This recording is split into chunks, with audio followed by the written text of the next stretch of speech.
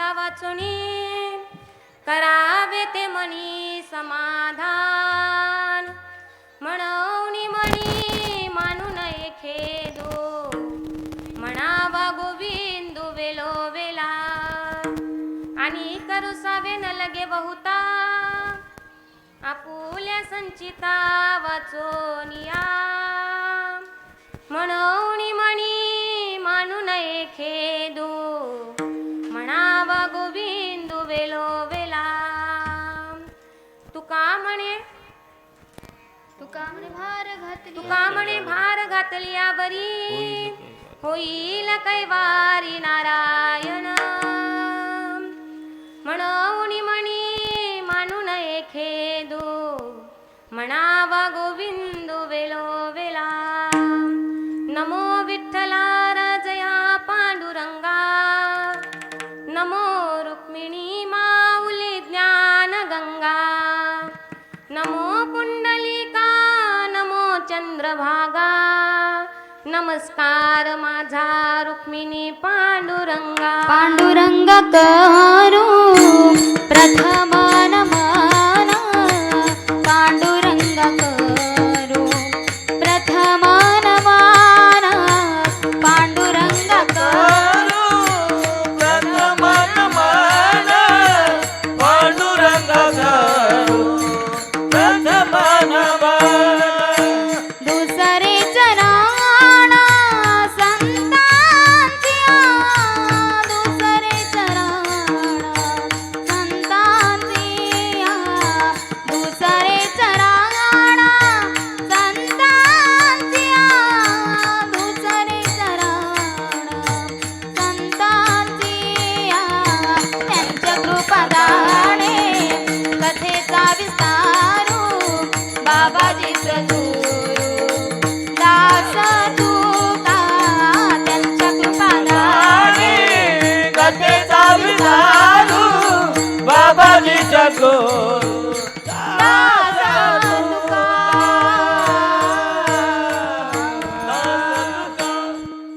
जटाधरं पांडुरंगं शूलहस्तं दयानिधिं सर्वरोगहरं देवं दत्तात्रयमहं भजे कलावज्ञ जीवोधरार्थावतारं कलाङ्काङ्क तेजोदिकामोधिवक्त्रं कलानीशवादापनोदादक्षं समाधिस्थमूर्तिं भजे ज्ञानदेवं नमो ज्ञानेश्वरा नमो ज्ञानेश्वरा नमो ज्ञानेश्वरा नमो ज्ञानेश्वरा नमो ज्ञानेश्वरा नमो ज्ञानेश्वरा नमो ज्ञानेश्वरा नमो ज्ञानेश्वरा नमो ज्ञानेश्वरा नमो ज्ञानेश्वरा नमो ज्ञानेश्वरा नमो ज्ञानेश्वरा नमो ज्ञानेश्वरा नमो ज्ञानेश्वरा नमो ज्ञानेश्वरा निवृत्ती उदारा सोपान देवा सोपान देवा निवृत्ती उदारा सोपण देवा निवृत्ती उदारा सोपान देवा सोपान देवा मुक्ताबाई नमो त्रिभुवन पारिबोल मुक्ताबाई नमो त्रिभुवन पावली मुक्ताबाई नमो त्रिभुवन पावली मुक्ताबाई नमो त्रिभुवन पावली मुक्ताबाई नमो त्रिभुवन पावने मुक्ताबाई नमो त्रिभुवन पावने मुक्ताबाई नमो त्रिभुवन पावने मुक्ताबाई नमो त्रिभुवन पावने त्रिभुवन पावने अभंगाला सुरुवात भोग तोड घडे संचिता वाचुनी करावे ते मनी समाधान म्हणून मनी मानू नये खेदो म्हणावा गोविंदू वेलो वेला प्रस्तुत प्राप्त प्रसंगी कीर्तन रूपी सेवेकरिता निवडलेला अभंग वैराग्याचे मूर्तिमंत पुतळे वारकरी संप्रदायाचे कळस विश्ववंदनीय श्रीमंत जगद्गुरु चरणाचा उपदेशपर प्रकरणातील अभंग आजच्या सेवेकरिता निवडलेला आहे। या अभंगाद्वारे जगद्गुरु तुकोबाराया तुम्हा आम्हाला प्रत्येकाला उपदेश करतात आणि उपदेश करून सांगण्याचा प्रयत्न करतात की जीवन जगत असताना आपल्या जीवनामध्ये जे काही भोग येत असतात ते आपल्या कर्मावर आधारित आहेत. आणि संत महात्मे सांगतात की जन्माला येण्याचे 3 कारण आहेत. पहिला जन्माला येण्याचं पहिला कारण म्हणजे कर्म, जन्माला येण्याचं दुसरं कारण म्हणजे वासना आणि जन्माला येण्याचं तिसरं कारण म्हणजे आपलं पाप. विठ्ठल विठ्ठल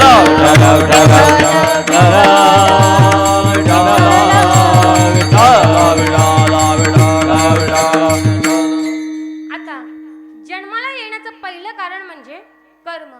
माऊली ज्ञानेश्वरी मध्ये वर्णन करतात ही सुख दुःखी फलावे म्हणून तया ते भोगावया यावे देहा एका अगा कर्मी जे उरावे. आपल्या मागच्या जन्माचे जे काही कर्म आहे ते आपल्याला या जन्मामध्ये भोगायचे आहे. ते तेथेही सुख दुःखी फळावे म्हणजे काय की ते कर्म सुख रूपी कर्म असू द्या किंवा दुःख रूपी कर्म असू द्या ते आपल्यालाच भोगायचं आहे आणि आपलं या देहानेच आपल्याला स्वतःचं कर्म स्वतःलाच भोगायचं आहे. सांगते तुम्ही सांगाल का ताई आम्ही जेवून आल्या, मी नाही जेवली म्हणून सांगते. मला जर का भूक लागली आणि मी आमच्या प्रीतीताईंना सांगितलं की ताई माझ्या वाटणीचं जेवण तुम्ही करा, त्यांनी जेवण केलं, माझं पोट भरेल का? नाही. मग ज्याचं कर्म आहे हे त्यालाच भोगावं लागतं. थोडक्यात अजून सोपं उदाहरण सांगते की असाच एक मनुष्य रस्त्याच्या साईडने चालत होता आणि रस्त्याच्या साईडने चालत असताना त्याला एका बंगल्याच्या आवारामध्ये एक हापूस आंब्याचं झाड दिसलं. हापूस आंब्याचं झाड दिसलं आणि त्या झाडाला मस्त असं पिकलेला आंबा होता. याच्या मनामध्ये विचार आला की आपण तो आंबा पाडायचा आणि खायचा. आता तुम्ही सुद्धा थोडं माझ्यासोबत बोलत चला. बोलता येतं ना तुम्हाला? येतं ना? मग थोडं माझ्यासोबत माझ्या प्रश्नांची उत्तरं द्या. आंबा कोणी बघितला? डोळ्यांनी. चालत गेले पाय, तोडला हाताने, खाल्ला तोंडाने, चव घेतली जिभेने, तृप्त झालं मन. आणि तो मनुष्य म्हणाला वाह आंबा किती गोड आहे, मस्त आहे. तेवढ्यात त्या बंगल्याच्या मालकाने बघितलं की हा मनुष्य आपल्या आंब्याचं आंबा तोडून खात आहे. त्याने मोठासा काठी आणली आणि त्याच्या पाठीमध्ये मारली. पाठीमध्ये मारल्यानंतर दुःख कोणाला झालं? पाठीला. पाणी कशातून आलं?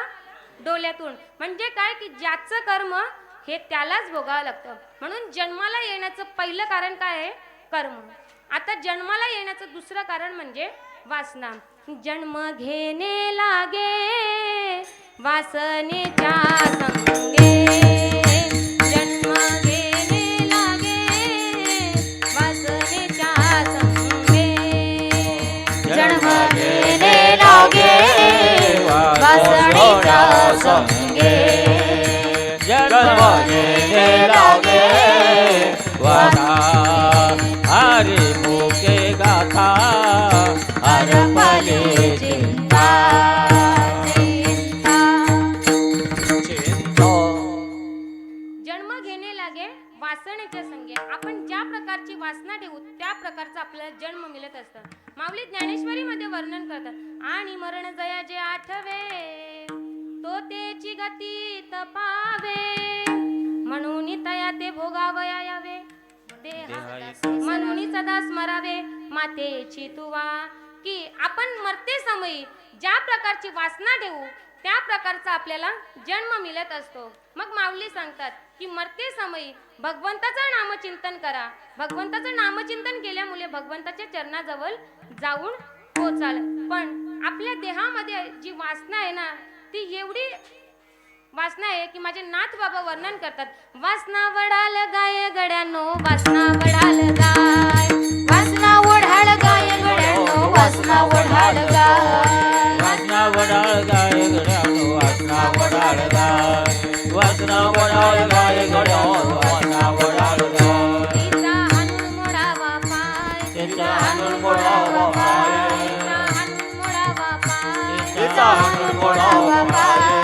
वासना ओढाळ गाय गड्यानो वासना ओढाळ गाय, वासना ओढाळ गाय गड्यानो वासना ओढाळ गाय, वासना वडाळ गाय गड्यानो वासना वडाळ गाय, वासना वडाळ गाय गड्यानो वासना वडाळ गाय.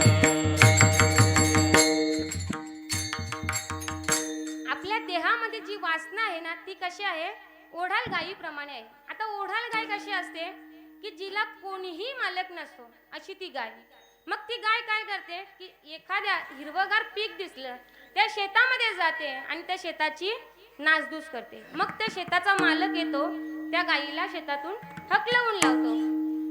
मालकाची नजर चुकली की ती गाय पुन्हा शेतामध्ये येते आणि शेताची नासधूस करते. मग नाथ बाबांनी या गायीला थांबवण्याकरिता एक उपाय सांगितलेला आहे, तिचा हाणून मोडावा पाय. गायीला किती पाय असतात? 6 पाय असतात, बरोबर ना? चुकलं का माझं गाई? तर गायीला किती पाय असतात? 4 पाय असतात. मग त्यातला जर का आपण एक मोडला मग तर माझं कीर्तन नीट ऐका की नाहीतर तुम्ही सर्व शेतकरी मंडळी आहात, उद्या सकाळी शेतामध्ये जाल आणि कोण शेतामध्ये आले आणि तिचा एक पाय मोडून ठेवाल आणि सांगाल काल रात्री ज्योतिताईने सांगितलं की गाय शेतामध्ये आल्यानंतर काय करायचं. असं नाही, कीर्तन नीट ऐका की आपल्या देहामध्ये जी वासना रूपी गाय आहे त्या गायीला आपल्याला नामचिंतनाचा काठीचा फटका मारायचा आहे. ती गाय काय करते, जे खायचं नाही ते खात असते, जे पियायचं नाही ते पीत असते. मी पाण्याबद्दल म्हटला का, तर अशी ही वासना आणि या वासना रूपी देहावर नामचिंतनाची जर का काठीचा फटका मारला तर ती वासना सतत भगवंताचं नामचिंतन करत राहील आणि मरते समय आपल्या मुखामध्ये भगवंताचं नामचिंतन येईल आणि आपण भगवंताच्या चरणावरती लीन होऊन जाऊ. आता जन्माला येण्याचं तिसरं कारण म्हणजे पाप. आता जन्माला आपल्या मागच्या जन्माचं काहीतरी शिल्लक असलेलं पाप, त्याच्यामुळे आपल्याला जन्म मिळत असतो. मग ह्या पापातून आपली जर का मुक्तता व्हावी तर माऊली सांगतात, हरिमुखे म्हणा हरिमुखे म्हणा पुण्याची गणना कोण करी. सतत त्या हरीचं नामचिंतन आपण केलं पाहिजे. मग संत महात्मे सांगतात की आपण जीवन जगत असताना कर्म, वासना आणि पाप हे तिन्ही भोग आपल्याला भोगणं बंधनकारक आहे आणि हे सर्व आपल्या संचित कर्मामुळे आपल्याला मिळत असतं अभंगाचे प्रथम चरण.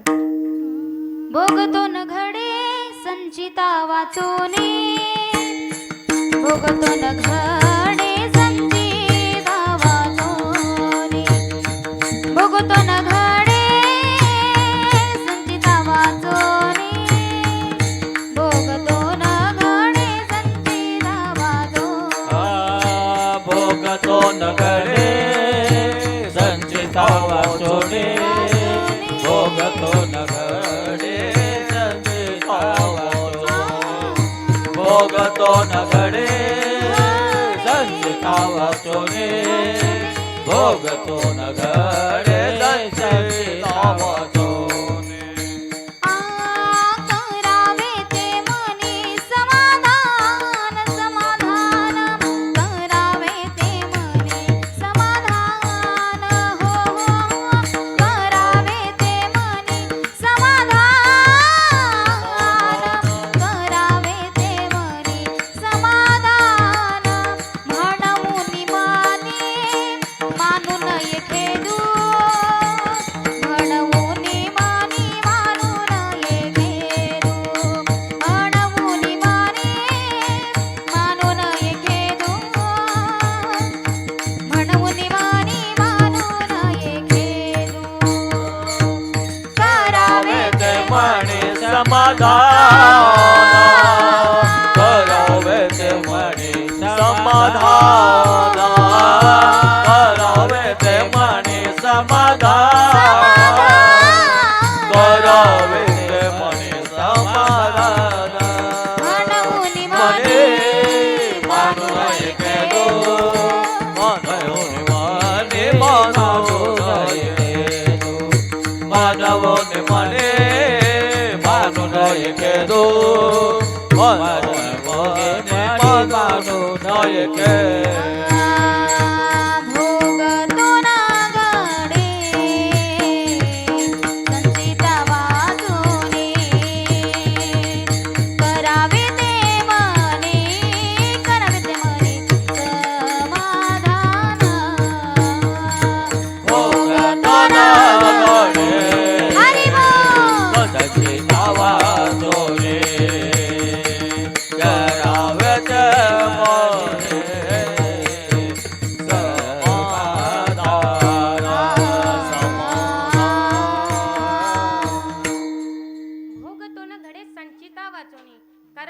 मनी समाधान, की आपल्या जीवन जगत असताना आपल्या जीवनामध्ये जे काही भोग येत असतात ते आपल्या संचित कर्मामुळे आपल्याला भोगावे लागत असतात. आता संचित कर्म म्हणजे काय थोडक्यात सांगून जाईन की ओडिसा प्रांतातून संत सज्जन कसाई महाराज हे दर यात्रा मुक्काम दर करत जगन्नाथपुरीची तीर्थयात्रा करण्याकरिता आले होते. रथयात्रा करण्याकरिता येत होते आणि रस्त्याने चालत असताना एक दिवस रात्रीचा मुक्काम म्हणून एका गावामध्ये मारुतीच्या मंदिरामध्ये ते थांबले. मारुतीच्या मंदिरामध्ये थांबले आणि संध्याकाळची वेळ होती. तिथून एक स्त्री जात होती. त्या स्त्रीचं लग्न झालेलं होतं, वयामध्ये आलेली होती आणि सज्जन सांगितलं की महाराज तुम्ही आमच्या घरी चला, मी मस्त तुम्हाला पंचपक्वानांचं भोजन तयार करून देते. महाराजांनी सांगितलं की आम्ही संत आहोत, साधू आहोत, कोणाच्याही घरी जात नाही. तिने महाराजांना खूप आग्रह केला म्हणून महाराज तिच्या घरी भोजनाकरिता गेले. तिने मस्त पंचपक्वानांचं भोजन तयार केला. महाराजांना वाढलं. महाराजांचं जेवण वगैरे झालं. महाराज निघणार तेवढ्यात खूप जोराचा पाऊस पडू लागला, विजा कडकडू लागल्या. आता महाराज जातील कसं म्हणून त्या बाईने महाराजांना सांगितलं की महाराज तुम्ही आज रात्री आमच्या घरी मुक्काम करा. महाराजांनी सांगितलं मी असंच कोणाच्याही घरी मुक्काम करू शकत नाही.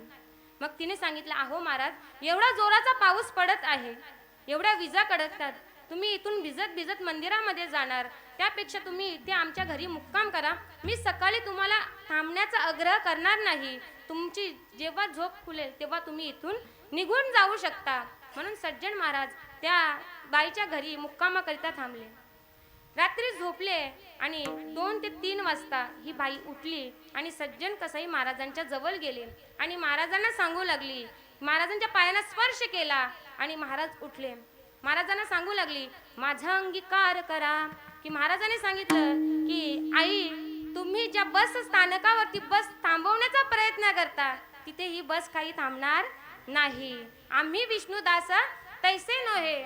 महाराजांनी सांगितलं की तुम्ही तुमचा पती घरामध्ये असताना एका परपुरुषाला सांगता की माझा अंगीकार करा, तुम्हाला काही लाज वगैरे वाटत नाही का? तिने महाराजांना सांगितलं अहो महाराज तुम्हाला माझा पती घरामध्ये आहे म्हणून भीती वाटते का? थांबा मी आलेच. घरामध्ये गेली आणि एक धारदार कुऱ्हाड आपल्या हातामध्ये घेतली आणि पतीच्या डोक्यामध्ये टाकली. तिथेच पतीचा तिचा खून केला. पतीचा खून केल्यानंतर महाराजांजवळ आली आणि सांगितलं महाराजांना की मी आता माझ्या पतीचा खून केला आहे. महाराजांनी विचार केला जी स्त्री आपल्या स्वतःच्या पतीचा जर का खून करू शकते, हत्या करू शकते, उद्या सकाळी ती आपलं काय करेल याचा भरोसा नाही. म्हणून सज्जन महाराजांनी आपला जीव मुठीमध्ये घेतला आणि खिडकीतून उडी टाकली आणि पलत सुटले. इकडे या बाईने विचार केला की आता पती तर मरून गेला, महाराज आला होता तो सुद्धा पळून गेला, आता करायचं काय? उद्या सकाळी ह्या सर्वांचा आल कोणावरती येईल? माझ्यावरती येईल. म्हणून तिने आरडाओरडा करायची सुरुवात केली. धावा, पला, वाचवा असं म्हटल्यानंतर सर्व गावकरी जवळ आले. गावकरी गोळा झाले. गावकरी गोळा झाल्यानंतर गावकऱ्यांना सांगू लागले की कोणी एक महाराज आपल्या मंदिरामध्ये मुक्कामाकरिता आला होता. मी त्यांना सांगितलं माझ्या घरी चला, जेवण करा, माझ्या घरी मुक्कामाकरिता थांबवलं, पण रात्रीच्या वेळी त्याने माझ्यावरती जबरदस्ती करण्याचा प्रयत्न केला आणि माझ्या पतीचा खून सुद्धा त्याने केला आणि खिडकीतून उडी मारून पळून गेला. तेवढ्यात गावकऱ्यांचे हे ऐकल्यानंतर तळपायच्या मस्तकाला गेली आणि गावकऱ्यांनी सज्जन महाराजांना पकडल्यानंतर त्या स्त्रीच्या जवळ आणलं आणि सांगितलं की सांगा याला कुठली शिक्षा द्यायची?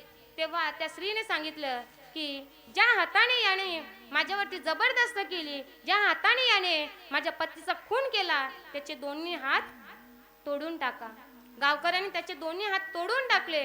आता त्याला शिक्षा मिळाली म्हणून त्यांना सोडून दिलं. सोडून दिल्यानंतर सज्जन महाराज रडत जगन्नाथपुरीला आले. जगन्नाथपुरीला आल्यानंतर जगन्नाथाच्या चरणावरती लीन झाले आणि जगन्नाथाला सांगू लागले की भगवंता माझी काय चुकी होती म्हणून तू मला अशी शिक्षा दिली. खूप रडू लागले. तेवढ्यात भगवंताने सांगितलं की ऐका सज्जन महाराज की तुम्ही तुमच्या हे जे काही तुम्हाला तुमच्या नशिबाला भोग आलेले आहेत हे तुमच्या ह्या जन्माचा भोग नाही, तर मागच्या जन्माचं संचित कर्म आहेत, मागच्या जन्माचं संचित भोग आहेत, म्हणून हे तुम्हाला आता भोगावे लागत आहेत. महाराजांनी विचारलं कुठलं माझ्या मागच्या जन्माचं कर्म. तेव्हा भगवंताने सांगितलं ऐका की तुम्ही मागच्या जन्मामध्ये सुद्धा एक साधू होता, एक कसाई त्याची गाय घेऊन तिची कत्तल करण्याकरिता रस्त्यावरून जात होता आणि तेवढ्यात ती गाय त्याच्या हातातून पळाली आणि तुम्ही सुद्धा त्याच रस्त्यावरती होता. तो कसाई जेव्हा तुमच्या जवळ आला त्याने विचारलं महाराज इथून गाय गेली का. तुम्ही हाताच्या दिशेने तो रस्ता दाखवला. त्या कसाईने गायीला पकडलं आणि तिची कत्तल केली. त्या गायीने मनातल्या मनात विचार केला की ह्या साधू महात्म्यानेच माझा पत्ता सांगितला, पुढच्या जन्मामध्ये याचा काटा काढल्याशिवाय राहणार नाही. आणि त्या जन्मातली ती गायी या जन्मातली कोण झाली, बाई झाली. आणि तो कसाई तिचा नवरा होता, त्याने तिची कत्तल केली होती, म्हणून ह्या जन्मामध्ये तिने त्याचा खून केला. केले कर्म झाले त्याची भोग आले, केले कर्म झाले त्याची भोग आले, केले कर्म झाले त्याची भोगाले, केले कर्म झाले त्याची भोगाले. उपजले मेले ऐसे किती, उपजले मेले ऐसे किती, हरिमुखी गाता हर पर देता, हरिमुखे गाता हर पल देता, हर पल देता. महाराजांनी विचारलं की भगवंता ह्या सर्वांमध्ये माझी चुकी काय. तेव्हा भगवंताने सांगितलं की तुम्ही ज्या हाताच्या दिशेने त्या गायीचा पत्ता सांगितला होता, म्हणून त्याचं भोग तुम्हाला ह्या जन्मामध्ये तुमचे दोन्ही हात तोडण्यात आले. म्हणजे काय की आपण ज्या प्रकारची वासना ठेवू किंवा ज्या प्रकारचे कर्म करू त्या प्रकारचे संचित कर्म भोग आपल्या नशिबाला येत असतात. मग जीवन जगत असताना त्या भगवंताचं आपण सतत नामचिंतन केलं पाहिजे. पण आपण काय करतो की त्या संसारामध्ये एवढं लीन होतो की त्या संसाराचं आपल्याला काय होतं, वेड लागतं. एवढं वेड लागतं की रस्त्यावरून चालत असताना एखादा व्यक्ती आपल्याला दिसला आणि तो आपल्याला चिडवत असतो, तो पहा वेडा चाललेला आहे, तो पहा वेडा चाललेला आहे. ते वेडा शब्द ऐकून आपण जास्त वेड होत जातो. जर का आपण तिथे म्हणालो की तो बघा ह्या जगातील सर्वात हुशार मनुष्य आहे, तर तो हुशार झाल्याशिवाय राहणार नाही. की तरी सुद्धा आपण त्या संसारामध्ये वेड होतो. आणि असाच एका गावामध्ये एक व्यक्ती वेडा झाला होता. त्या गावातील लोकांनी त्याला वेडांच्या हॉस्पिटलमध्ये दाखल केलं. वेडांच्या हॉस्पिटलमध्ये गेल्यानंतर तो काय करायचा माहिती आहे का, की डॉक्टरांना फोन लावायचा आणि डॉक्टरांना फोन लावून म्हणायचा, हॅलो डॉक्टर साहेब तुमच्याकडे कापूस आहे का कापूस. डॉक्टर साहेब सांगायचे हो माझ्याकडे आहे कापूस. मग घाला खिशात. फोन वगैरे ठेवला. पुन्हा त्याने डॉक्टरांना फोन केला, हॅलो डॉक्टर साहेब तुमच्याकडे कापूस आहे का कापूस. डॉक्टर साहेब म्हणाले हो आहे कापूस. मग ठेवा खिशात. तिसऱ्यांदा पुन्हा याने फोन केला, डॉक्टर साहेब तुमच्याकडे कापूस आहे का कापूस. डॉक्टर साहेब रागाच्या भरामध्ये म्हणाले नाही आहे माझ्याकडे कापूस, संपला सगळा कापूस. मग याने सांगितलं अहो डॉक्टर साहेब मग मगाशी जो खिशामध्ये ठेवलेला होता कापूस तो बाहेर काढा. म्हणजे अशी वेडी लोक असतात. असाच एक वेडा मनुष्य की एका झाडाच्या बाजूला जोर जोराने गाणं म्हणत होता. दुपारची वेळ होती. तिथे डॉक्टर आले आणि डॉक्टरांनी सांगितलं अरे बाबा कशाला एवढं जोर जोराने गाणं म्हणतो, दुपारची वेळ आहे, आरामाची वेळ आहे, गाणं काही म्हणू नको. थोडा वेळ डॉक्टरांना घाबरला आणि शांत बसला. डॉक्टर तिथून निघून गेले. डॉक्टर तिथून निघून गेल्यानंतर त्याच झाडाला खाली डोकं आणि वरती पाय करून जोर जोराने गाणं म्हणू लागला. डॉक्टर साहेब तिथे आले आणि सांगितलं काय रे तुला आताशी शांत केलं होतं ना. त्याने सांगितलं अहो डॉक्टर साहेब मगाशी गाण्यांची ए कॅसेट सुरू होती, आता बी कॅसेट सुरू झालेली आहे. म्हणजे आपण संसारामध्ये एवढं वेडे होतो की आपल्याला भ्रम सुद्धा राहत नाही की आपण काय करतो काय वागतो. म्हणून संत महात्मे सांगतात की सतत त्या भगवंताचं नामचिंतन करा. काहीही काम करा त्या भगवंताचं नामचिंतन करा. कामामध्ये काम काही म्हणा राम राम. की कुठलंही काम करत असा, मग तुम्ही भांडी घासा, कपडे धुवा की भाकरी भाजा किंवा शेतावरती जा, लावी मना पिशे गोविंदाचे गोविंदाचे, लावी मना पिशे गोविंदाचे पिसे गोविंदाचे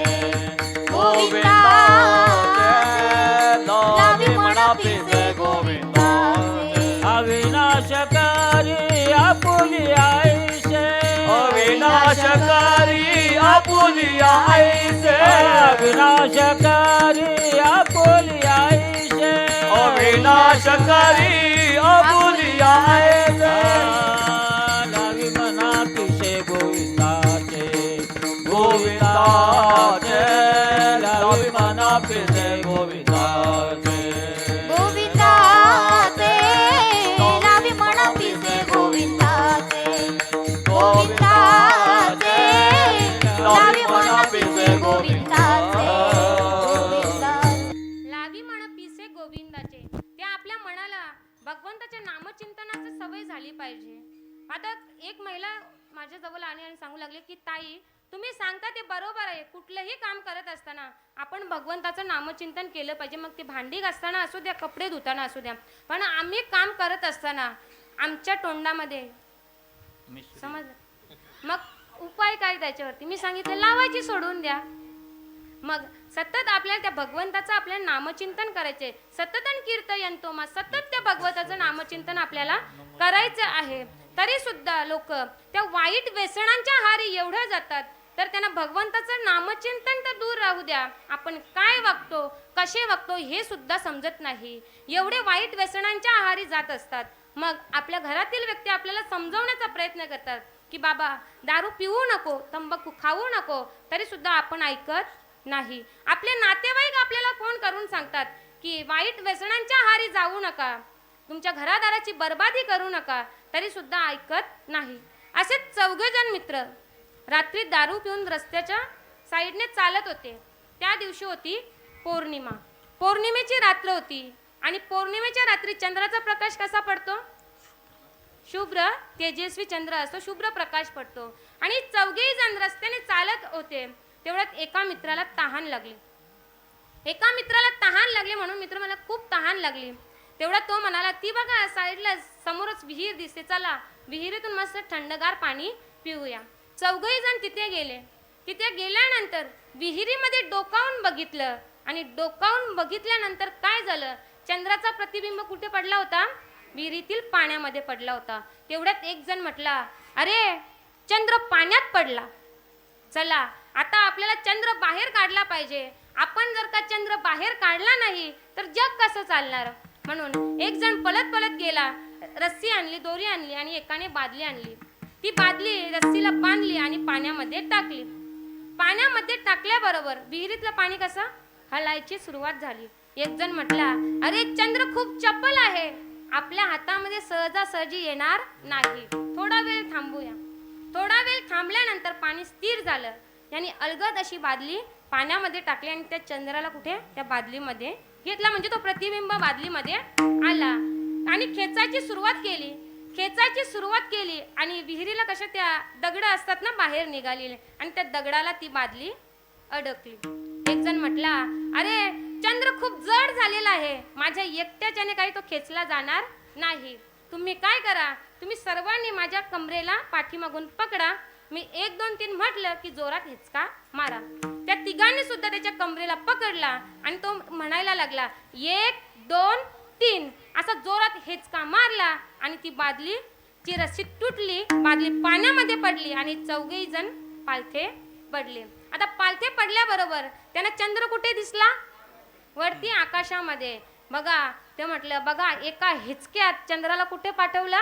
आकाशामध्ये पाठवलं. म्हणजे वाईट व्यसनांच्या आहारी गेलेली व्यक्ती कुठे काय म्हणेल, काय वागेल हे त्याला समजत नाही. म्हणून संत महात्मे सांगतात की जीवन जगत असताना वाईट व्यसनांच्या आहारी न जाता सतत त्या भगवंताचं नामचिंतन करा. आणि नामचिंतन करत असताना आपल्या जीवन जगत असताना मग आपल्या इष्टाला जे काही दुःख येईल, जे काही भोग येतील, ते आपलं संचित कर्म असतं, याचा आपण थोडासाही खेद मानायचा नाही. अभंगाचे 2 चरण. म्हणूनी म्हणी म्हणूनी म्हणी म्हणून खेदू म्हणूनी म्हणी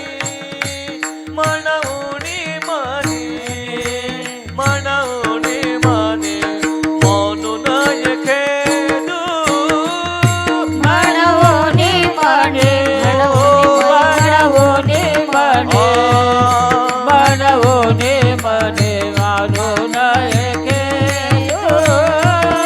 मनवूनी मने मनवूनी मने मनवूनी मने मानून एके मनावा गोविंद वेल वेला मनावा गोविंद वेल वेला मनवूनी मने मनवूनी मने मनवूनी मने म्हणून एकेदू मनवूनी मने मनवूनी मने मनवूनी मने म्हणून एकेदू म्हणावा गोविंद वेळोवेळा म्हणावा गोविंद वेळोवेळा मनवूनी मने मनवूनी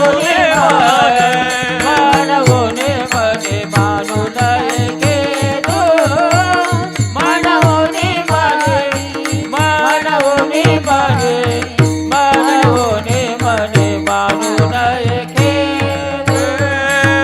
मनवूनी मने म्हणून एकेदू मनावा गोविंद वेल वेला मनवूनी मने मानून एके मनावा गोविंद मनावा गोविंद वेलो वेला वेलो वेला म्हणावूनी मनी मानू नये खेदू म्हणावा गोविंदू वेलो वेला की आपण जीवन जगत असताना आपल्या नशिबामध्ये जे काही दुःख येईल ते आपण दुःख सहन करायचं आणि सतत त्या भगवंताचं नामचिंतन करायचं आहे. जे काही आपल्या नशिबाला भोग येत असतात ते आपलं कर्म असतं. मग काही काही लोक म्हणतात माझी काहीही चुकी नव्हती तरी सुद्धा हे भोग मला भोगावे लागतात. संत महात्मे सांगतात जरी तुझी चुकी नसेल पण जो समोरचा व्यक्ती असेल तो निमित्त मात्र असतो पण तुझे कर्म तुलाच भोगावे लागतात. मग याच्यामध्ये आपल्या मनामध्ये कुठल्याही प्रकारचा खेद मानायचा नाही आहे की आपल्या जीवनामध्ये आपण सतत त्या सुखाच्या पाठीमागे पळत असतो पण संत महात्मे सांगतात सुख पाहताच जवा पडे दुःख पर्वता एवढे की सुख किती आहे की ते जवाच्या बी एवढं आहे आणि दुःख किती आहे का पर्वता एवढं दुःख आहे आपल्या जीवनामध्ये. तुम्हाला एक सोपं उदाहरण सांगेन की एका बाईला 2 जुळी मुलं झाली. जुळी मुलं समजतात ना तुम्हाला, ट्विन्स माहित आहेत ना. अशी 2 मुलं झाली म्हणून त्या बाईने काय केलं की एकाचं नाव ठेवला सुख आणि दुसऱ्याचं नाव ठेवला दुःख. अशी 2 नावं ठेवली. 2 नावं ठेवली. दोघांच्या शरीरामध्ये एवढं साम्य होतं, तंतोतंत साम्य होतं, कोणालाच ओळखून येत नव्हते की कोण सुख आहे आणि कोण दुःख आहे. मग त्याची आई काय करायची माहिती का, त्या दोघांना वेगवेगळ्या रंगाचे कपडे घालायचे. म्हणजे सुखाचे कपडे वेगळे रंगाचे आणि दुःखाचे कपडे वेगळ्या रंगाचे. दोघेही जण खेळायला मैदानावरती गेले. सर्व लोक सुखासोबतच खेळत होती, दुःखासोबत कोणीही खेळत नव्हते. दुःखासोबत कोणीही खेळत नव्हते. दुःख रडायला लागला आणि रडत रडत आई जवळ आला आणि आईला सांगू लागला आई माझ्यासोबत कोणीच खेळत नाही, सर्व सुखासोबतच खेळतात, माझ्यासोबत कोणीही खेळत नाही. मग आईने एक युक्ती केली, कारण की लहान बाळं किंवा मुलं सांभाळण्याचं काम भगवंताने आईजवळ दिलेलं आहे. आमच्या पितृवर्गाला हे काम जास्त काही जमत नाही. आता तुम्ही तर सांगाल की ताई असं कसं, आम्ही सुद्धा सांभाळू शकतो. तुम्हाला एक उदाहरण सांगेन की एका बाईने तिच्या नवऱ्याला सांगितलं अहो आपल्या पिंट्याला 2 तास मैदानावरती खेळायला घेऊन जा, मला घरामध्ये स्वयंपाक करायचा आहे. त्याने सांगितलं ठीक आहे मी जातो त्याला मैदानावरती खेळायला घेऊन. मैदानावरती गेला आणि तो पिंट्या हट्ट करू लागला बाबा बाबा मला गुळ खायचं आहे. बाबांनी गुळाची भेळी आणली आणि पिंट्याला दिली. पिंट्या सांगू लागला की बाबा बाबा मला मोठा गुळ खायचा आहे. आणि बाबांनी 1 किलो गुळाची भेळ आणून त्या पिंट्याला दिली. पिंट्या तरी सुद्धा शांत बसत नव्हता. बाबांना सांगू लागला बाबा बाबा मला मोठा गुळ खायचा आहे. बाबांनी 2 किलो गुळाची भेळ आणून त्याच्या जवळ दिली. तरी सुद्धा पिंट्या सांगू लागला की बाबा बाबा मला मोठा गुळ खायचंय. रागाच्या भरात पिंट्याला उचललं आणि आणून त्या किचनमध्ये टाकलं. किचनमध्ये टाकलं. बायकोने विचारलं का हो काय झालं? अगं हा गुळ खायला मागतो. मग द्यायचं होतं ना. अगं गुळ खायला दिलं, आपण सांगतो मला मोठं गुळ खायचं आहे. बायकोने सांगितलं तुम्ही 2 मिनिटं बाहेर जा, मी 5 मिनिटांनी. दोन्ही हातामध्ये 2 गुळाचे खडे घेतले, एक छोटा आणि एक मोठा, आणि बाहेर गेली. बाहेर गेल्यानंतर पिंट्याला सांगू लागली काय रे पिंट्या तुला काय खायचंय? आई मला गुळ खायचं आहे. मग कसं गुळ खायचंय? आई मला मोठं गुळ खायचंय. लगेच आईने दोन्ही हाताच्या मुठी त्या पिंट्यासमोर उघडल्या आणि सांगितलं बघ कुठल्या हातामध्ये मोठा गुळाचा खडा आहे? पिंट्याने सांगितलं आई ह्या हातामध्ये आहे. मग घे. पिंट्याने तो गुळाचा खडा उचलला आणि कातकात मैदानावरती खेळायला गेला. म्हणजे सांगण्याचं तात्पर्य काय की मुलं कशी सांभाळावी हे आपल्या आईकडून शिकावं. तशाच प्रकारे मग त्या दुःखाच्या आईने काय केलं की सुखाचे कपडे काढले आणि दुःखाला घातले, आणि दुःखाचे कपडे काढले आणि सुखाला घातले, आणि दोघेही जण गेले मैदानावरती खेळायला. दोघेही जण मैदानावरती खेळायला गेले आणि सर्वजण जर त्या दोघांमध्ये काय होतं साम्य होतं, आणि दुःखाने काय केलं होतं सुखाचे कपडे घातले होते, आणि सर्व लोक सर्व मुलं त्या दुःखासोबत सुख समजून खेळायला लागली. मग आपल्या जीवनामध्ये सुद्धा तसंच आहे. आपण सुद्धा सुख समजून त्या दुःखाच्याच पाठीमागे पळत आहोत. भगवंताचं नामचिंतन करणं तर दूरच, पण आपण वेगळ्याच मार्गाने जात असतो. पण आपल्या जीवनामध्ये कितीही संकट आली तरी सुद्धा त्या भगवंताचं नामचिंतन करणं काही सोडायचं नाही. की माझी जनाबाई नामदेव महाराजांची दासी म्हणून त्यांच्या घरी काम करायची. एवढं काम करायची की नामदेव महाराजांच्या घरी 14 माणसं राहायची. त्या 14 माणसांचं सर्व काम माझ्या जनाबाई करायच्या. सकाळी उठल्यापासून रात्री झोपेपर्यंत काम करायचं, आणि रात्री काम आवरलं की जात्यावरती दळण दळायला बसायच्या. विचार करायच्या की आपल्या घरामध्ये 14 माणसं आहेत, यांचा स्वयंपाक झाला पाहिजे. सकाळी त्यांना गरमागरम भाकरी मिळाली पाहिजे. भाकरी करता पीठ मिळावं म्हणून त्या रात्री जात्यावरती दळण दळायला बसायच्या, आणि दळण दळत असताना भगवंताला बोलवायच्या आणि त्या जात्यावरती ओव्या म्हणायच्या. आता जात्यावरती ओव्या म्हणायच्या. मी पुढे म्हणेन, तुम्ही माझ्या पाठीमागे म्हणाल ना. आता मगाशी तुम्ही सांगितलं आम्हाला बोलता येतं म्हणून, मग आता किती बोलता येतं आता माझ्या पाठीमागे बोला. सुंदर माझे जाते ग फिरते बहुतेक, क्या बात है. ओव्या गाऊ कौतुके तू ये रे बा विठ्ठला.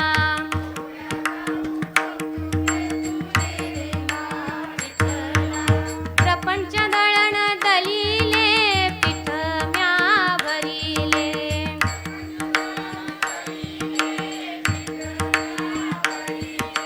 सासू पुढे ठेविले तू ये रे बा विठ्ठला.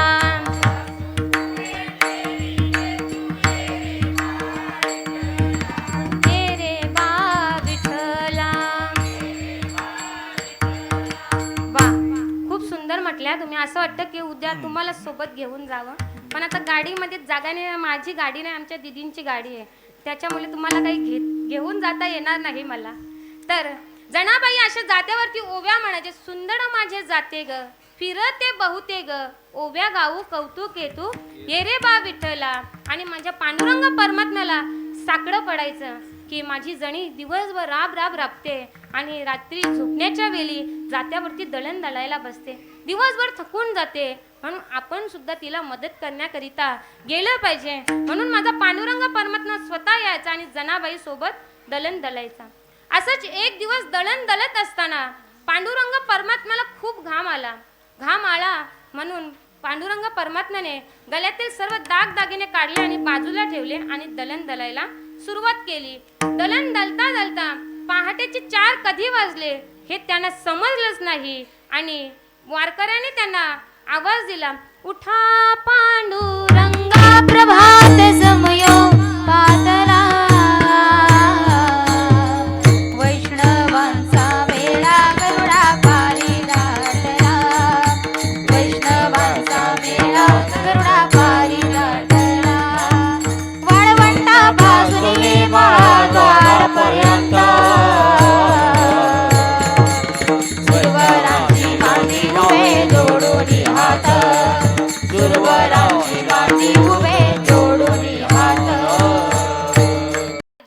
आणि घाईघाईने अंगावरती दागिने घालण्याऐवजी भगवंताने जनाबाईची गोधडी घेतली आणि गेले. मंदिरामध्ये उभे राहिले. काहीतरी जड लागतं म्हणून अशी नजर खाली गेली. बघतात तर काय, जनाबाईची गोधडी अंगावरती आहे. गोधडी काढली आणि विटेवरती उभे राहिले. तेवढ्यात वारकरी मंदिरामध्ये आले आणि बघतात तर काय, आरडाओरडा सुरू झाला. चोरी झाली, चोरी झाली. कशाची चोरी झाली होती? तर पांडुरंग परमात्म्याच्या दागिन्यांची चोरी झाली होती. मंदिरामध्ये शोधाशोध केली तर गोधडी मिळाली आणि ती गोधडी गावभर फिरवण्यात आली. आणि एका बाईने सांगितलं, ही गोधडी कोणाची आहे? तर जनाबाईची आहे. म्हणून जनाबाईच्या झोपडीजवळ गेले आणि जनाबाईच्या झोपडीची झडती घेतली. भगवंताचे दागदागिने जनाबाईच्या झोपडीमध्ये मिळाले. आता सर्व महिला मंडळ असा काही गाजावाजा झाला तर सर्वात पहिला त्यांचाच नंबर असतो. आणि अशीच एक बाई जनाबाई जवळ गेली आणि तिला म्हणू लागली, का ग जणे, भगवंताची एवढी मोठं भक्त म्हणते स्वतःला, सांगते माझ्या गौऱ्या सुद्धा विठ्ठल विठ्ठल म्हणतात आणि भगवंताची चोरी करते, लाज नाही वाटत तुला? अशी ती बाई जनाबाईला म्हणू लागली. जनाबाई काहीच तिला म्हणाल्या नाही, शांत राहिल्या आणि भगवंताचं मनातल्या मनात नामस्मरण करत होत्या. आणि तिथून जनाबाईंना शिक्षा ठरवण्यात आली की जनाबाईला सुलावरती द्यायची आणि सुळाची शिक्षा जनाबाईला द्यायची. सर्व गावकरी, पंढरपुरातील सर्व गावकरी जनाबाईला सुलावरती नेण्याकरिता चालत होते. जनाबाई तोंडातून एक शब्द सुद्धा काढत नव्हती, शांत होती आणि सतत मनामध्ये भगवंताचं नामचिंतन चालू होतं. सुलावरती जनाबाईला ठेवण्यात आलं आणि त्या काय चमत्कार झाला, सुळातेच्या झाळे पाणी पाणी, सुळाचं पाणी पाणी झालं आणि तिथे साक्षात पांडुरंग परमात्मा प्रकट झाले. आणि पांडुरंगाने सांगितलं की मीच माझे दागिने जनाबाईच्या जणीच्या घरामध्ये झोपडीमध्ये विसरलो होतो. भगवंताने जनाबाईला विचारलं, का ग जणी, तुझ्यावरती एवढं मोठं संकट आलं होतं तरी सुद्धा तू एक शब्दाने काही बोलली नाहीस.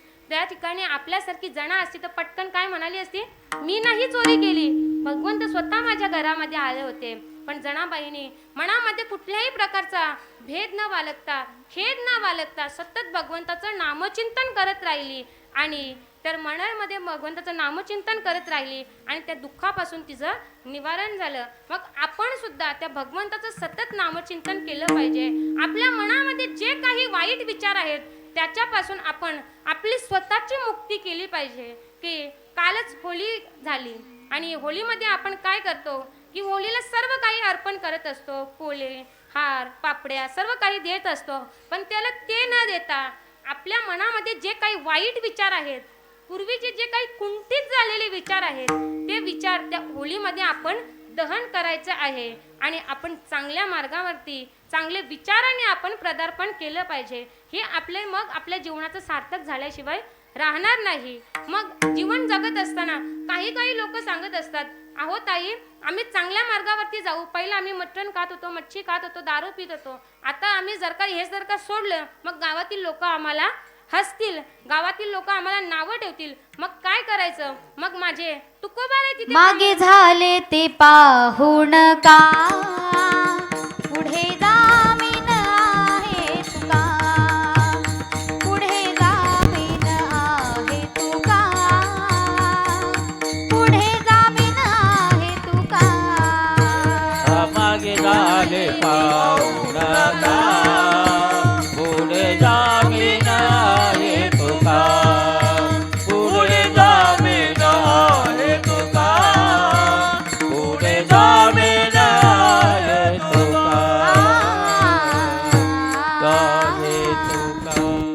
मागे झाले ते पाहू नका, पुढे जामीन आहे तुका. की आपण मागे काय केले याच्यामध्ये काहीच पाहायचं नाही. आपल्याला जामीन म्हणून कोण आहे तर साक्षात तुकोबार आहेत. की आपण जिथून नवीन सुरुवात करू तिथून तुकोबार आहे आपल्याला साथीला उभे असतात. म्हणून जीवन जगत असताना आपण जे काही केलं त्याच्यावरती कोण कोण आपल्याला नावं ठेवतं याच्यावरती काहीच रुसायचं नाही. कोण आपल्याला काय म्हणतं काहीच म्हणायचं नाही. जे काही आपले जे आहे ते संचित कर्म आहेत. म्हणून जीवन जगत असताना कोणावरतीच रुसायचं नाही. अभंगाचे 3रे चरण. आणि करुसावे न लगे आणि का, आणि करुसावे न लगे आणि का, आणि करू जावे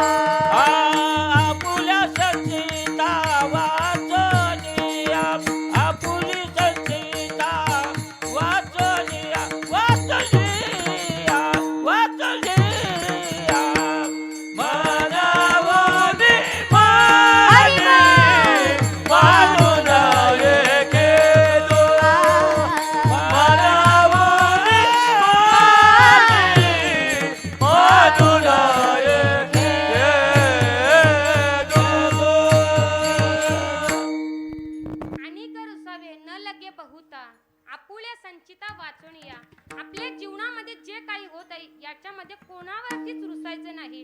मग काही काही लोक आपल्या लग्नाच्या पत्रिकेमध्ये नाव नाही टाकले ना तरी सुद्धा रुसून त्या लग्नाला जात नाही.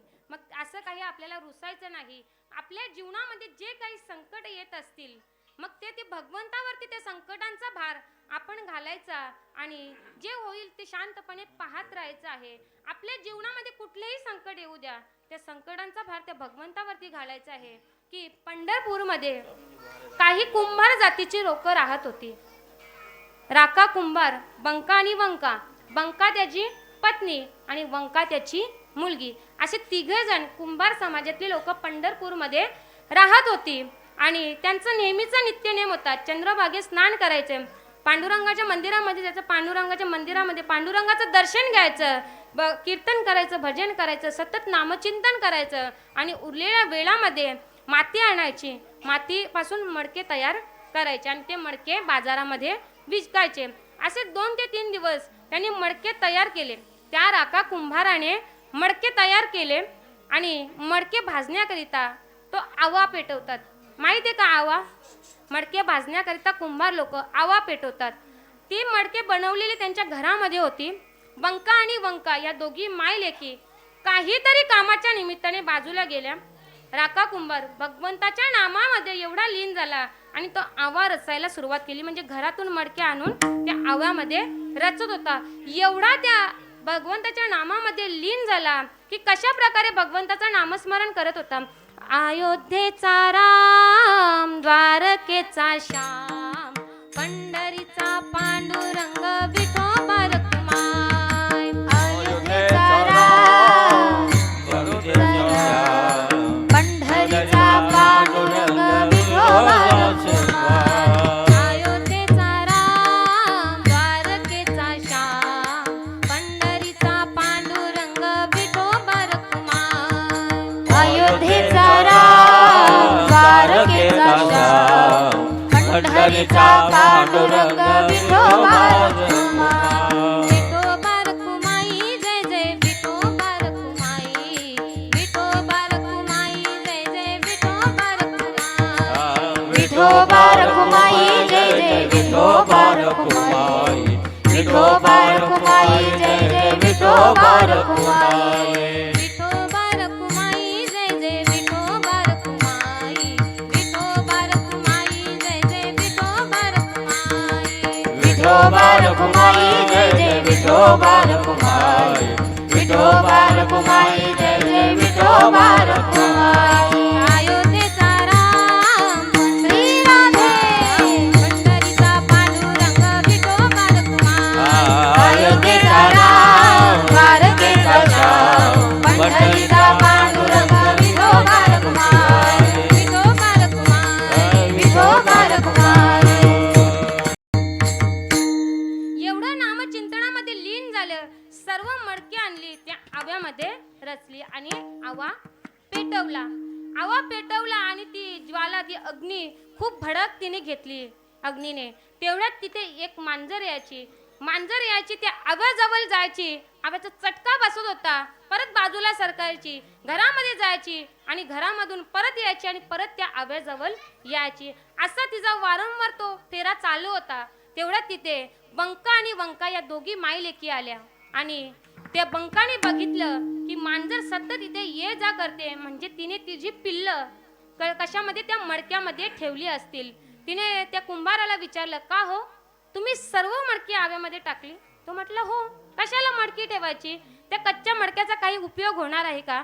जर का त्याच्यामध्ये आपण पाणी ठेवलं तर ते उमलून जाईल, फुटून जाईल, त्याचा काहीच उपयोग नाही, भाजल्याशिवाय त्याचा काही उपयोग नाही. तिने सांगितलं, अहो एक तरी मडका ठेवायचा. कशाला एक तरी मडका ठेवायचा? त्या एका मडक्यामध्ये त्या मांजरीने तिचे पिल्लं ठेवली होती. आता राका कुंभाराला खूप टेन्शन आलं की आता त्या मडक्यामध्ये त्या मांजरीची पिल्लं आहेत, मांजरीची पिल्ले सुद्धा भाजून मरून जातील. आता करायचं काय? राका कुंभार मनातल्या मनात विचार करू लागला की मी माझ्या प्रपंचाचं हित करायला गेलो आणि माझ्या हातून खूप मोठं पातक घडलं. आता या पातकातून तो भगवान परमात्माच आपल्याला वाचू शकतो. आणि राका कुंभार भगवंताला सांगू लागला की भगवंता, ही अग्नी, ही आव्याची अग्नी काहीच नाही, याच्यापेक्षा कित्येक मोठमोठ्या अग्नी होत्या आणि त्याच्यातून तुने कित्येक जणांचा बचाव केलेला आहे की की ज्या वेळेला प्रल्हादाला अग्नी जाळत होती त्या प्रल्हादाला तू अग्नीतून वाचवलं, त्याला काही दुखापत होऊ दिली नाही. ज्या वेळेला पांडवांचा लक्षागृहाला आग लागली होती तेव्हा पांडवांना सुद्धा तू वाचवलं. ज्या वेळेला लंकेला आग लागली होती पण बिभीषणाच्या घराला काही दुखापत झाली नाही, घर तसंच्या तसं सुरक्षित होतं. आणि ज्या वेळेला 12 गाव अग्नी लागली होती, भागवतामध्ये 12 गाव अग्नी लागली होती आणि त्यामध्ये गोपालांना सुद्धा काही इजा झाली नाही. त्याच प्रकारे आता तुला या पिल्लांचं काय करायचं आहे, संरक्षण करायचं आहे आणि तुला स्वतःहून येऊन या पिल्लांचं काय करायचं आहे, रक्षण करायचं आहे. तेव्हा राका कुंभार भगवंताला आळवू लागले, रक्षी आता यासी येऊन या अंगे, रक्षी आता यासी येऊन या अंगे, रक्षी आता यासी येऊन या अंगे, रक्षी आता यासी येऊन या अंगे, आता येऊन अंगे रक्षा येऊन अंगे रक्षा येऊन अंगे रक्षा येऊन अंगे घेईन वैराग्य हाची नवस, घेईन वैराग्य हाची नवस, रक्षिया यासी येऊन अंगे, रक्षिया यासी येऊन अंगे, रक्षिया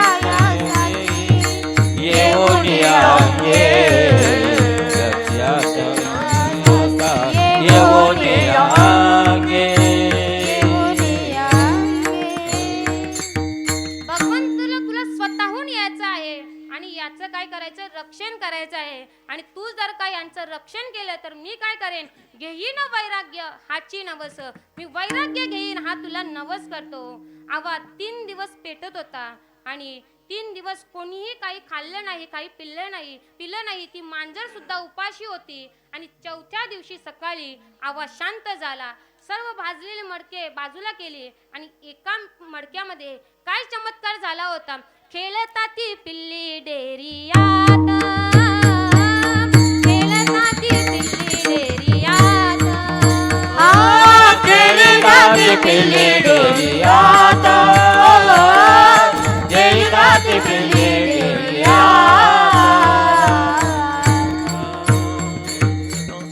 की सर्व पिल्ली त्या मडक्यामध्ये त्या डेऱ्यामध्ये काय करत होती, खेळत होती. म्हणून माझे तुकोबाराय सांगतात की आपल्या जीवनामध्ये जे काही होत असेल त्याचं जे काही संकट आहे ते भगवान परमात्म्यावरती लीन करायचे, त्याच्यावरती सोपवायचं आहे आणि आपण शांत राहायचं. अभंगाचे 4थे तुका चरण. मने भार घातली यावारी, तुका मने भार घातली यावारी, तुका मने भार घातली यावारी, तुका मने भार घातली यावारी. होईल कैवारी नारायण, होईल कैवारी नारायण, म्हणून मानी मानून घेतो, म्हणून मानी मानून घेतो. होईल कैवार रे नारायण, होईल कैवार नारायण, म्हणून माने म्हणून घेतो, म्हणून माने म्हणून घेतो. म्हणावा गोविंदू वेळोवेळा,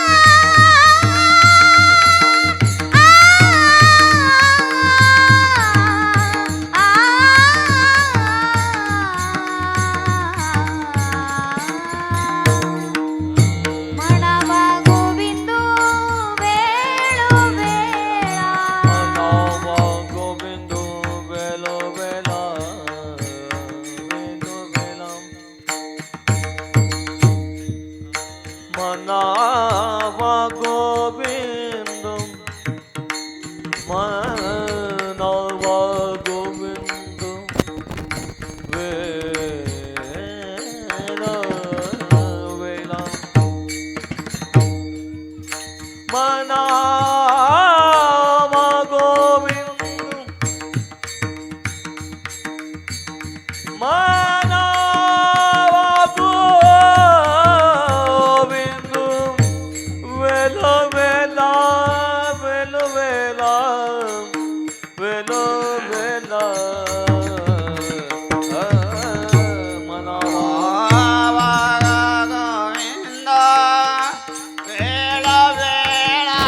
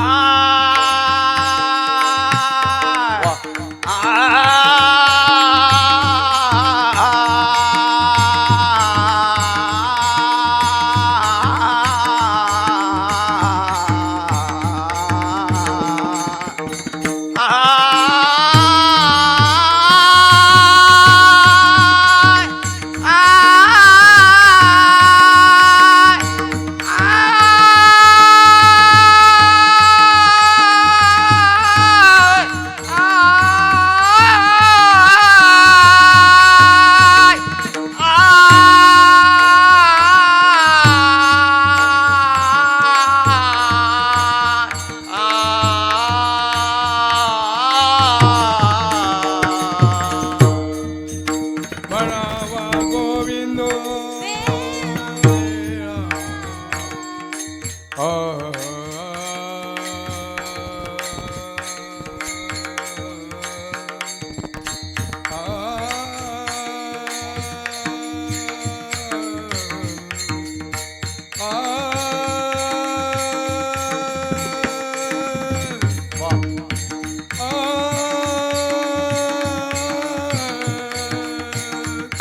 मनवुनी माने मानु नये मनवुनी माने मानु नये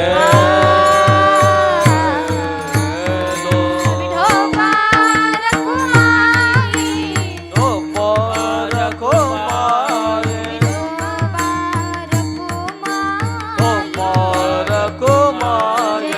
विठोबा रखुमाई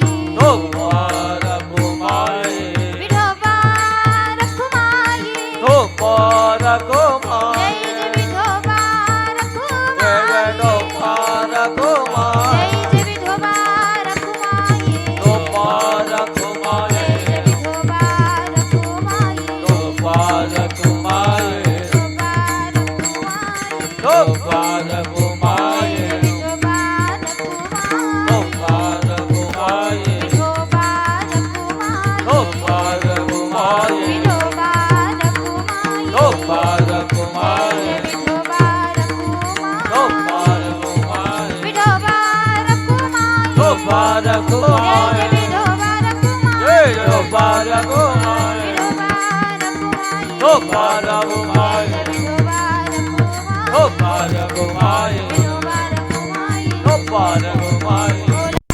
चिता वाचुनी करावे ते मणी समानी मणी मानू नये खेदू म्हणा गोविंद वेळो वेला. अभंग धावत्या वेळेमध्ये सोडवण्याचा प्रयत्न केला की अभंग होता जगद्गुरु तुकोबारायांचा आणि त्याच्या अभंगावरती आपण जेवढे बोलू तेवढे कमीच आहे. मज पामर आहे काय थोरपण पायीची वाहने पायीच म्हणी. माझ्या अल्पमतीप्रमाणे अभंग सोडवण्याचा प्रयत्न केला. आज या परिवारातून एक आई निघून गेलेली आहे आणि सोडून या गेली आई आम्हा लेकरांना. आई आई आई हाक मारू मी कुणाला. आई आमच्यासाठी कष्ट केले फार आठवण येते आई त्याच क्षणाला.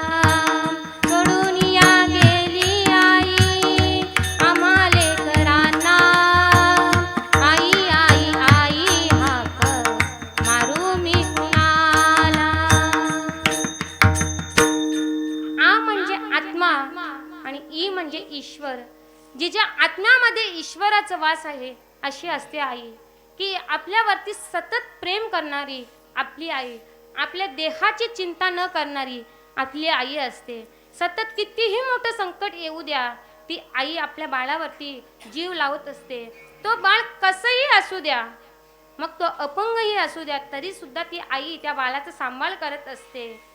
आता तुम्हाला मी सोपं उदाहरण सांगेन, की आपलं बाळ जेव्हा लहान असतं ना, लहान म्हणजे 1 महिन्याचं लहान असतं, 5 वर्षाचं होईपर्यंत, की आपल्या जी मावशी असते, काकी असते, ते बाळाने शी केली ना, आईने सांगितले ना, जाग जरा ती शी म्हणजे याला स्वच्छ कर.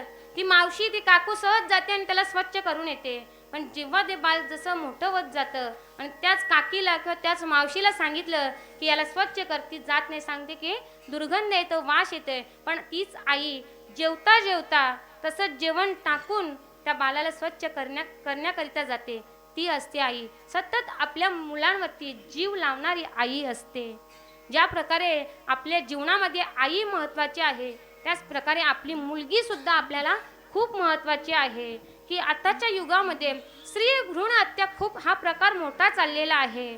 आणि आपले आई वडील, आजी आजोबा, सर्वात जास्त आजी आजोबा जेव्हा मुलगी आहे असं समजलं की नको म्हणतात, नाराज होत असतात, तेव्हा ती मुलगी आपल्या आईला तिच्या पोटातून सांगत असते, आई मला जगायचं आहे ग आई, आई मला सुद्धा हे विश्व पाहायचं आहे, मला मारू नकोस ग आई, मला मारू नको आई. अशी ती मुलगी आपल्या गर्भातून आपल्या आईला हाक मारत असते. आणि ती मुलगी आईला सांगत असते, आई मी तुझी ज्योती बोलते ग आई, आई तुझी ज्योती. आई कालच तुझं आणि बाबांचं मी बोलणं पोटातूनच ऐकलं, विशेषतः आजी आजोबांना मी नको आहे, पण बाबा तुम्हाला मी नको आहे का? तुम्हाला सुद्धा आवडणार आहे ना मुलगी पाहायला? मुलगी तर बाबांची खूप आवडती असते, प्रेमळ असते मुलगी. तुम्हाला आवडेल का बाबा मला पाहायला? काल तुम्ही आईला हॉस्पिटलमध्ये घेऊन गेला होतात आणि त्या हॉस्पिटलमध्ये किती मोठमोठ्या मशीन होत्या, त्या मशीनमध्ये मी किती सुंदर दिसत होते ना बाबा, सांगा ना बाबा, बाबा तुम्हाला आवडेल का मला वागवायला, प्रेम करायला? सांगा ना बाबा. आजी आजी तू काल आईला कुठलं औषध दिलं होतंस ग? किती कडू औषध होतं त्या आजी, मला खूप त्रास होत होता, मला गुदमरून आल्यासारखं वाटत होतं. आजी तू सुद्धा एक मुलगी म्हणूनच जन्माला आली ना ग आजी, मग माझ्या जन्माचं स्वागत तूच केलं पाहिजे ना, मग माझा एवढा तिरस्कार का करते ग आजी? आई अगं आई, आई तू का ग ते औषध पिल्लं? तुला माहिती आहे का ते औषध किती कडू होतं, मला किती त्रास होत होता त्याचा, किती वेदना झाल्या, किती गुदमरून आल्यासारखं वाटत होतं. पुन्हा ते औषध पिऊ नको ग आई. आपल्या जीवनामध्ये एखादी व्यक्ती आपल्याला मिळत असते, भेटत असते, त्याच्या पाठीमागे त्याचं काहीतरी मागच्या जन्माचं ऋणानुबंध असतं, म्हणून त्यांची गाठभेट होत असते. आई मला सुद्धा माहिती आहे तुझी खूप कोंडी होत आहे, तुला सुद्धा खूप त्रास होतं, पण आई मला एकदा जन्माला घालून तरी बघ ग आई, माझे तुझे चित्र माझ्यामध्ये स्वतःला पाहशील. अशी जीवन जगत असताना खर्चाचं म्हणशील तर कुठल्याच प्रकारचा खर्च मी तुला देणार नाही. मी जन्माला आल्यानंतर तुला कुठल्याच प्रकारचा हट्ट करणार नाही. शाळेमध्ये जाईन, ताईचे जुने पुस्तकं, ताईचे जुने कपडे, ताईचे जुने दप्तर घेऊन मी शाळेमध्ये जाईन. आणि मोठी झाल्यानंतर माझा लग्नाचा खर्च म्हणशील तर मी शिकून खूप मोठी होईन आणि माझ्या लग्नाचे पैसे मीच साठवून ठेवीन, तुला कुठल्याही प्रकारचा त्रास देणार नाही. पण आई मला मारू नको. पण नुसतं स्त्री भ्रूण हत्या थांबून काही उपयोग नाही, तर त्या मुलींवरती होणारा अत्याचार सुद्धा आपण थांबवलं पाहिजे. या जगामध्ये दुर्योधनाच्या अवलादी खूप आहेत, या जगामध्ये दुर्योधनाच्या अवलादी खूप आहेत, पण वाचवायलाच येईल कृष्ण याची हमी नाही. मग त्या मुलीला स्वतःला रेणुका व्हावं लागेल आणि स्वतःचं रक्षण स्वतः करावं लागेल. म्हणून त्या आई वडिलांना मी सांगेन की आपल्या मुलीवरती एवढे चांगले संस्कार करा की ती कुठल्याही क्षेत्रामध्ये पुढे गेली तरी सुद्धा तिचं रक्षण तिला स्वतः करता आलं पाहिजे. म्हणून या जगामध्ये मुलगी खूप महत्त्वाची आहे. पुढे जाऊन ती कोणाची तरी आई, बहीण, मावशी, आत्या, काकू होणार आहे आणि आपल्याला ती समाजामध्ये वावरताना दिसणार आहे. म्हणून या जगामध्ये ती वाचवणारी आई खूप महत्त्वाची आहे. आता लोक शिकून खूप मोठी होतात, मुलं शिकून खूप मोठी होतात, बाहेर देशामध्ये नोकरीला जातात, खूप पैसे कमवतात आणि आईला सांगतात, आई सांग तुझ्या माझ्यावरती किती उपकार झालेले आहेत, ते मी तुला पैसे देऊन त्या उपकारातून परतफेड करणार आहे. पण या जगामध्ये आईसारखं दैवत आपल्या जगामध्ये कोणीच नाही. आई सारखे दैवत साऱ्या जगता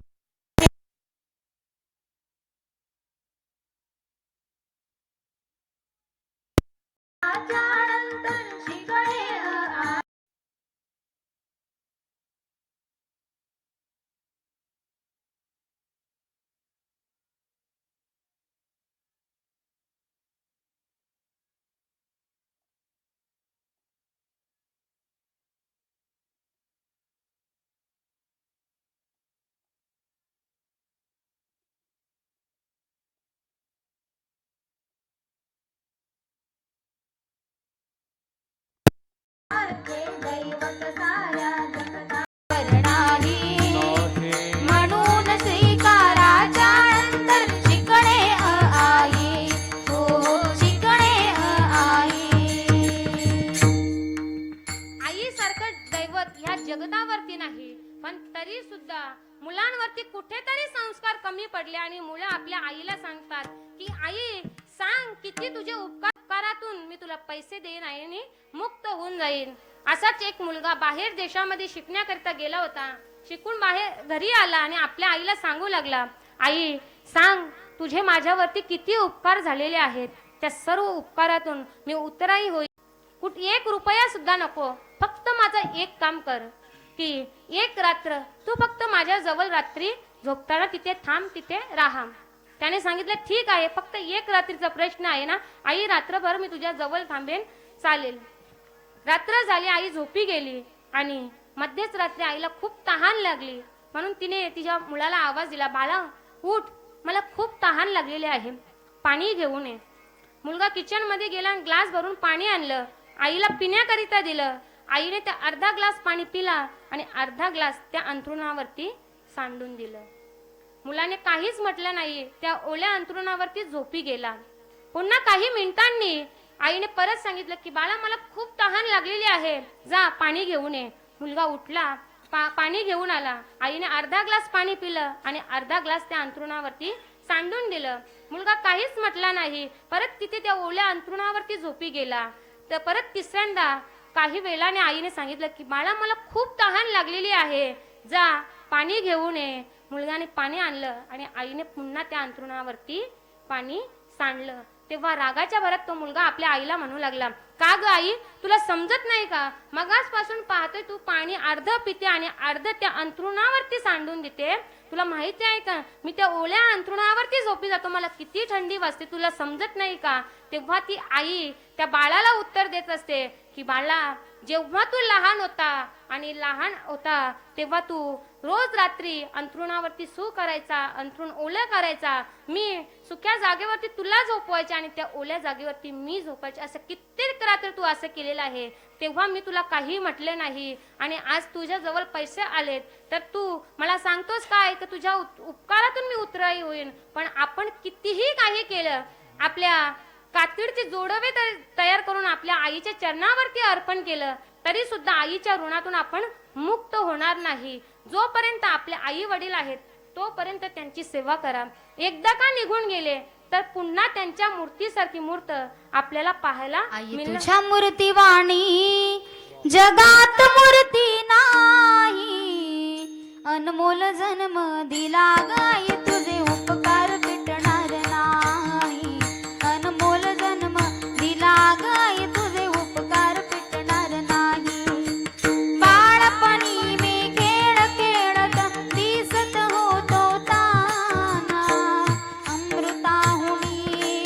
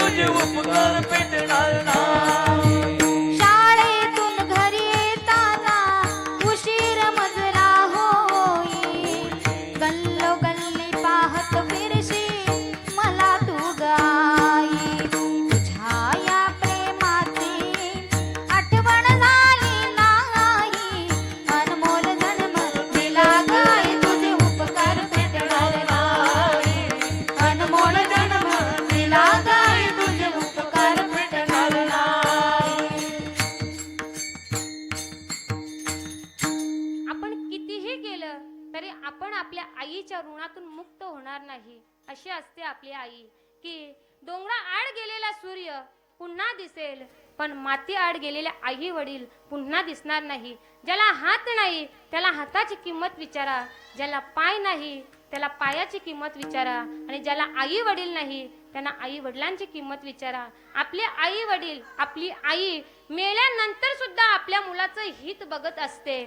आता तुम्ही सांगाल मेल्यानंतर आपल्या मुलाचं कसं हित पाहणार आपली आई? मेल्यानंतर सुद्धा आपल्या मुलाला आशीर्वाद देत असते. की असंच एका गावामध्ये एका आईला 4 मुलं होती. 3 मुलं शिक्षण घेऊन परदेशी निघून गेले आणि एक मुलगा साधू महात्मे झाला आणि तो सुद्धा गावाच्या बाहेर राहू लागला, इकडे तिकडे जाऊ लागला. आईचं वय झालं होतं. आई कधी देवाघरी जाईल याची गॅरंटी नव्हती. आणि एक दिवस तो साधू महात्मे झालेला मुलगा त्या गावामध्ये आला. आईची भेट घेतली. आईची भेट घेतल्यानंतर आईने सांगितलं की बाळा, की माझे आता काही दिवस शिल्लक राहिलेले आहेत. माझी शेवटची इच्छा म्हणून काही दिवस तू या गावामध्ये राहा. माझा अंतिम संस्कार झाल्यानंतर तू गावातून निघून जा. तुम्हाला प्रत्येकाला एक गोष्ट सांगून जाईन की जे काही साधू महात्मे असतात, जोपर्यंत त्यांचे आई वडील त्या गावामध्ये जिवंत आहेत तोपर्यंतच त्या गावातलं पाणी किंवा अन्न ते खाऊ शकतात. एकदा का आपले आई वडील निघून गेले त्या गावातील पाणी वगैरे आपण पिऊ शकत नाही. असं साधू महात्म्यांच्या जीवनातील नियम असतो. आणि आता साधू महात्मे आहेत तर लोक, आजूबाजूची गावातली लोक त्यांना बोलवण्याकरता येतात, महाराज आमच्या घरी चला, आमच्या घरी चला. आणि असेच महाराज एकाच्या घरी गेले आणि तिकडून यायला त्यांना खूप उशीर झाला आणि इथे आईने देह सोडला किंवा प्राण सोडलं. आणि महाराजांची वाट पाहत होते. 1 दिवस पूर्ण झाला, महाराज काही आले नाही. 2 दिवस पूर्ण झाले, महाराज काही आले नाही. म्हणून गावकऱ्यांनी निर्णय घेतला की आईचा अंतिम संस्कार आपण गावकऱ्यांनी मिळून घ्यायचा आहे. म्हणून सर्व गावकऱ्यांनी आईची अंतिम यात्रा काढली. स्मशानामध्ये गेले. तेवढ्यात ते महाराज तिथे आले. गावामध्ये शांतता पसरली होती. आणि एकाला विचारलं की गावामध्ये एवढी शांतता कशी? त्याने सांगितलं की अहो महाराज, तुमच्या आई गेल्या, 2 दिवस तुमची वाट बघितली, तुम्ही काही आले नाही. म्हणून गावकऱ्यांनी निर्णय घेतला की तुमच्या आईचा अंतिम संस्कार आपण गावकऱ्यांनी करायचं. तिथे स्मशानामध्ये गेले. स्मशानामध्ये बघतात तर काय, त्या आईच्या देहाला अग्नी डाग दिला होता. आणि महाराज खूप रडू गेले, रडायला लागले आणि त्या प्रेताजवळ गेले आणि खूप रडू लागले. त्या आईला सांगू लागले, आई तुझी शेवटची इच्छा होती ना ग आई, तुझा अंतिम संस्कार मी करावा, पण ते सुद्धा माझ्या नशिबामध्ये नव्हतं आई. आता तू गेली, या गावातलं मी पाणी सुद्धा पिऊ शकत नाही. आई तू गेली. तेव्हा त्या आईने काय करावं, त्या जलत्या चितेतून तिचे दोन्ही हात बाहेर आले आणि त्या साधूला आशीर्वाद दिला. म्हणजे काय, मेल्यानंतर सुद्धा आपल्या मुलांचं हित पाहणारं एकमेव व्यक्ती म्हणजे कोण? आपली आई असते. आपल्यावरती सर्वात जास्त प्रेम करणारी आपली आई असते. आणि ह्या परिवाराला पोरकं करून आज आई निघून गेलेली आहे. शेवटी आईंच्या बद्दल एक गीत गाईन आणि वाणीला पूर्ण विराम देईन. कशाला गेली आई तू स्वर्गाला, कोण वागवेल तुझ्या या मुलांना? कशाला गेली आई तू स्वर्गाला, कोण वागवेल तुझ्या या मुलांना? कशाला गेली आई तू स्वर्गाला, कोण वागवेल तुझ्या या बाळाला? कशाला गेली आई तू स्वर्गाला, कोण वागवेल तुझ्या या बाळाला?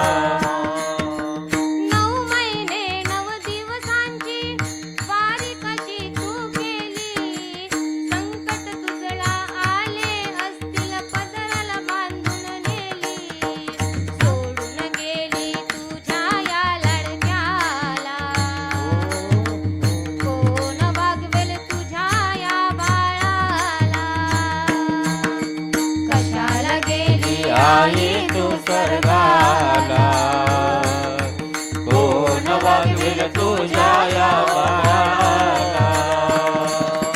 कशाला गेली आई तू स्वर्गाला, कोण वागवेल तुझ्या या बाळाला? स्वामी तिन्ही जगाचा आई विना भिकारी,